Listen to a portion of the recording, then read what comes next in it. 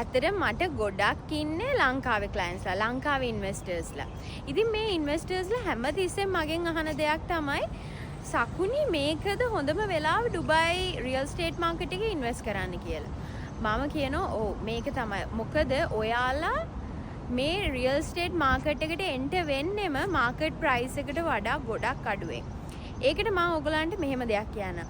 ඔයගොල්ලෝ දන්නවා ඇති 2008 ෆයිනෑන්ෂල් ක්‍රයිසිස් එක ආවා ඩුබයි වල. ඩුබයි බවුන්ස් බෑක් වුණා 2 times 10 times better. ඉතින් ඊළඟට කොරෝනා ආවා. කොරෝනා වලින් පස්සේ මුළු ලෝකෙම වැටුණා. හැබැයි ඩුබයි තමයි පළවෙනියටම රිකවර් වෙච්ච රට. ඊළඟ එක තමයි ඩුබයි වලට ෆ්ලෝඩින් එකක් ආවා. ඉතින් මේ ෆ්ලෝඩින් එකත් සති දෙකක් අතර ඇතුළත මේ ලොකු ෆ්ලෝඩින් එකෙන් ඩුබයි බවුන්ස් බෑක් වුණා. ඉතින් මේකත් අන්න ඒ වගේ එක සිටුේෂන් එකක් විතරයි ඩුබයි වලට.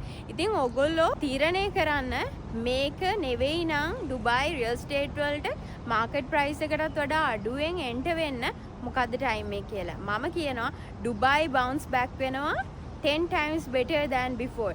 ඉතින් mark my words, මගේ words mark කරලා තියාගන්න.